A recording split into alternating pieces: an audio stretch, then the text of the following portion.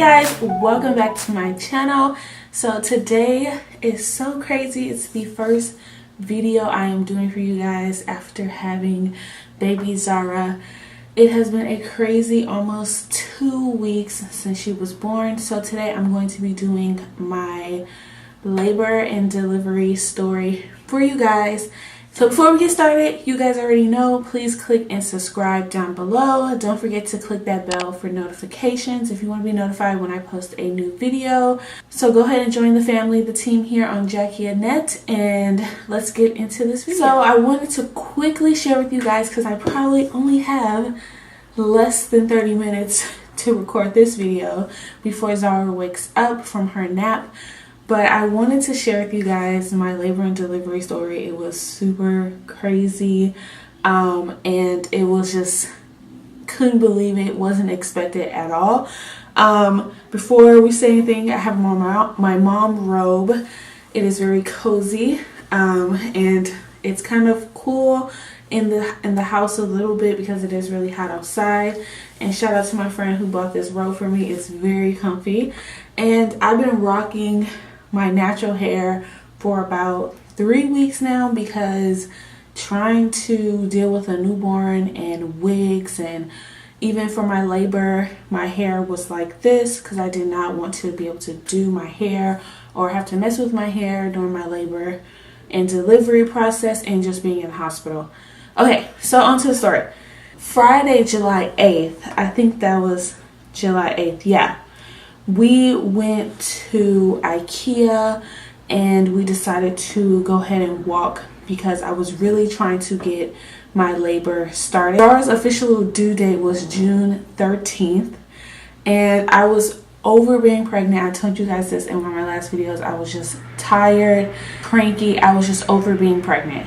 So June 8th, we decided to go to IKEA and walk around to kind of get things started. My appointment the following week, she told me I was 1 centimeter dilated, but I wasn't in active labor. I had got my cervix checked and whatever, and I was only 1 centimeter, but you can be 1 centimeter for like weeks. So June 8th, I was like, look, we gotta go ahead and get things started. I'm scared that she is not gonna come on her due date. I really want this baby to get out.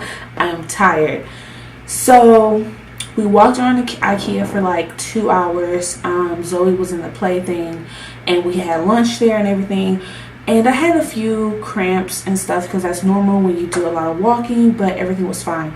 So Saturday, June 9th, Greg's aunt and uncle came down here to like give us our baby shower stuff since they weren't able to come to the showers, and we went out to dinner with them that day. Well, the whole time during dinner I was having like the Braxton Hicks contractions, and they were sporadic, but they were very painful. So we came home that night. I was still having them, and then they eventually went away. So I fell asleep. I woke up around 3 o'clock because I was kind of hungry and thirsty. And I was just sitting up, and then I ate some food. I ate the rest of my Thai food because we went to dinner. And I tried to go back to sleep at 5. Before I could even fall asleep, I started having contractions. And once again, I was timing them. And the way I was timing them, I was using this app on my phone. It's called Full Term. And you can time your contractions from one stop. You push the start button. And then when the other one starts, you push the end button, so you can time when they are as far apart or whatever. But they were still very sporadic. So I told you guys the rule was like the 411. They had to be 4 minutes apart, lasting for a minute and for an hour long or something like that. So they were still sporadic, and I didn't want to go to the hospital knowing that they were going to send me right back home. So I was like, no, I'm not going. And I tried. I was in and out of sleep because they were really strong, but they were still kind of all over the place. So about 8 o'clock, I kind of woke Greg up, and I was like, yeah, I'm having contractions, but they were still kind of off. Then they kind of stopped. Then they came back, and when they came back, I went to the bathroom, and my mucus plug came out. If you guys don't know what that is, you can Google it. I'm not going to post that in here because it's very gross.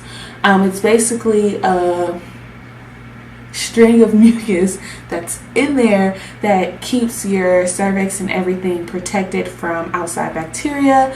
So when I went to the bathroom and I wiped and I saw that, I was like, oh shit. So all those contractions were happening just to kind of push that out. So basically the contractions I was having was bringing Zara down so the mucus plug can come out. Even though that comes out, you can still be in labor, or you still won't go into labor for a couple more days. So I was like, oh, okay, that's what that was for. So when they stopped after the mucus plug came out, I was just like, oh, okay, cool. Then they came back and they were still sporadic. It was like 8 minutes, 19 minutes, da da da. And then Greg's mom was like, you should just go to the hospital and still let them check you. And I was like, fine, we'll go. So we got up and we already had our bags pretty much packed. I just had to put like my toothbrush and stuff in mine, and I was yelling at Greg because they were getting stronger, but they weren't getting close together. They was just getting stronger, and I was like, okay, we gotta go because I'm in pain and I need pain medicine so they can give me medicine. Time we got in the car and like we left out the gate of our apartments, they instantly became 4 minutes apart, and I was like, what the hell? And Greg was like timing them, and we live almost 30 minutes from the hospital that I was giving birth at, because my doctor is 30 minutes away because I want to have the same doctor. So I was in pain all the way there, 4 minutes every time. And I was like, well, I think this is real. Oh my God. And like, I was a G with it, guys. I was like, yes. Like when they came, I was like, oh, and I was like biting the seatbelt and stuff. And I was holding Greg's hand, and he was just like, it didn't hurt him, but I felt like I was squeezing really hard. And I was trying to squeeze really hard, but he said it still didn't hurt, but whatever. So we got there and I had to like wobble into the labor and delivery, and they checked me in or whatever. And so I had to walk to the back. And when I was walking, I had a contraction. I had to stop, and I was like, oh my God. And I was on my tippy toes, and I was like, oh my God, it hurts so bad. They got really intense when I got to the hospital.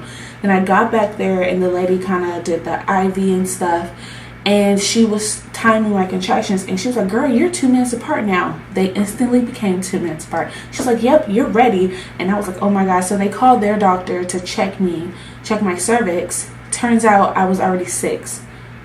So she was like, what took you so long to come? Because to be in active labor, you have to be 4 centimeters dilated. So I was already 6, so I was in labor. Like, so I think from like early, we got to the hospital about 11:45 ish. So I think around 9 o'clock I started really going into labor. So we got to the hospital at like 11:45, and then I was 6 centimeters from when their doctor just like checked me to make sure I was actually in labor. Then they had to wheelchair me into the labor room, and by the time I got wheelchaired to the labor room and stuff, and I had to do my epidural, which was a bitch, because when I got it with Zoe, everything was fine. I took it like a G. It didn't really hurt because I had really bad contractions. And with Zoe, I was in labor for 24 hours. But with this one, the guy just could not get it right, and so it hurted. And for your epidural, you have to lean over and curve your back, like push your back out towards the guy or the person that's doing the epidural, that's sticking the needle in your spine. And you have to be very still because they're going into your spine. And I'm having contractions every 2 minutes while he's doing this, and it's just taking him a long time. So he finally got it done after like 30 minutes of me crying, sweating. My body is literally like, you know, when like you're like holding something, your muscles just like shaking like that. My whole body was like, and he was like, okay, it's gonna be okay. So every time I was having a contraction, even though he was putting the needle in, he kind of stopped a little and held it so that I can go through the contraction, and then he kind of went. But it was just a work in progress. But he finally got it, and it helped with the contractions. But because I was so far along, they checked me after the epidural. I was already 8. So I was moving really fast, and the epidural couldn't catch up. So I was still feeling a lot of pressure from every time I had a contraction. I can feel Zara just coming lower and lower. And what happened was my water didn't break, but I was already fully dilated to 10 by I think 1 something. So I was ready to go, but they were waiting for my water to naturally break. And you can, and the lady was like, you can literally feel the bag like hanging down, and every time they kind of turned me, I can feel it in between my legs. It was so weird. So then my doctor wasn't available on Sunday because he was off, so they had a backup doctor, which I was kind of pissed because I was like, what was the point of coming all the way out here if he wasn't even going to deliver the baby? They called a backup doctor, and he was just taking so long. And they noticed, so the nurse noticed that Zara's heartbeat had started to drop, and she tried to use a little monitor thing to kind of find her heartbeat and try to like see what's going on. She called another nurse, and they kept flipping me from right to left, like on my side, and we just couldn't pick up a stronger heartbeat. So they were like, we need to get this baby out. And so they had to basically call another doctor that was already there in the hospital. I think it was the same one that checked me earlier, and he came in and he just basically broke my water, and I felt all of that gush out. It was really gross. And I'm thinking, oh, I have epidural, I would be good like Zoe. Like, I didn't feel anything. So they were like, oh, she can go ahead and push now. So they got me all ready, and Greg was there.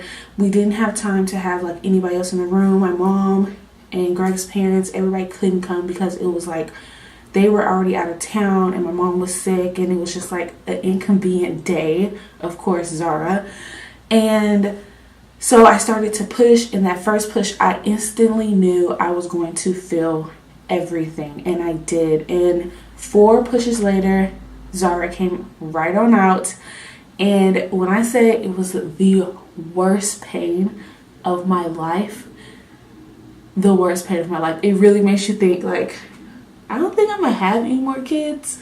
It was the worst pain of my life. But she came out crying, and they took her and dealt with her over there. And of course, I'm still in pain because my epidural just basically wore off at that point. It was not doing anything for me. I had to get stitches, which I felt that too. So I was in so much pain, and throughout this whole thing I had to wear an oxygen mask because my oxygen was low, and everything. And while I was pushing, Greg was there holding my hand. He was like, you can do this, and he was so supportive, and I was so happy he was there because I was so scared when they was talking about her heartbeat was dropping, and I was like, oh my god. But Zara came out, and she weighed 6 pounds and 12 ounces, super tiny. The smallest thing I've ever seen, because Zoe was like 7 pounds, but for some reason she was bigger than Zara, and Zoe was 21 inches and Zara was only 18.5 inches long. So she was so tiny and cute. And I got my stitches done, but I had the shakes. And if you don't know what that is, it's when once you have a baby, all the hormones and stuff is like all out of whack, so your body is going through that, so your body is shaking. So I couldn't stop shaking, like when you're so cold but you weren't. I wasn't cold, so I had the shakes really bad. Then they finally gave her to me, and I was like, oh my god. And she was so cute and little, and just her little hands and feet were so pasty white because they're so light. And I was like, you're so tiny. Her nails were so long. Her nails and toenails were really long. I don't know why, they were just really long. Head full of hair. Her hair texture is just straight and kind of somewhat curly. It's like a weird curly. It's like wild hair. It's not curly, it's just mainly straight.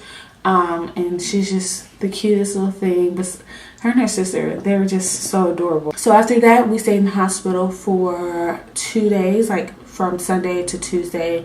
And I went home early Tuesday, came home, and I'm just recovering. So my recovery has been really, really difficult because I thought it would be easier having another one, but it just got harder because your muscles aren't the same. They're quite looser from having a second kid. So I'm still recovering. I'm actually taking way longer than I did when I had Zoe. I've been having pain. You know, I had pains in my lower abdomen, my pelvis.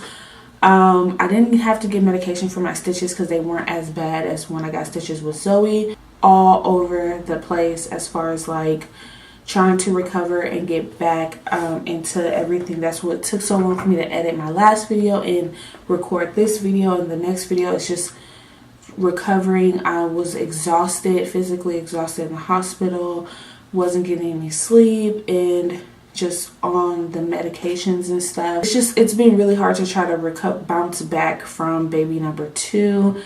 Even though she was like super small, my stomach is almost back to where it was before I got pregnant with Zara. It's just the whole, and after you have your second one, when you breastfeed, you really feel the contractions of your uterus like contracting back to its size. So that's another thing I had to been dealing with, is just the pain from that and just all the other pains on a daily basis. But I feel a lot better, you know, than I did a week or 2 ago, before and after having her. It's just, I know I have a few more weeks until I can start feeling a little bit like myself and then feel more like myself later. But that was my labor and delivery story. It was really fast. So we basically got to the hospital at 11:45 and I had Zara at 3:51. It was crazy. So my labor was less than 24 hours, and like it was, unlike with Zoe, I was in labor for like 24 hours, and I had her. But this one was really fast. It literally started in the morning and I had her late afternoon. It was so fast to the point of, even if my mom could come, she probably wasn't going to make it because everything happened so fast. And no, Zoe was not there in the room while I delivered. We wound up having one of her cousins coming to get her and picking her up. And Zoe saw her the next day in the hospital. We just did not want to traumatize her like that, and we were lucky enough and blessed enough to have someone here to come get her, because if not, she probably would have had to be in the room and see all that. But she was really scared because I was on the oxygen before she left and I was in so much pain before she left, so she didn't get to see me like feel any type of better before she left. But it was just been a hard transition, even right now, to see me just laying in bed. So hopefully soon I'll be back to making my regular videos.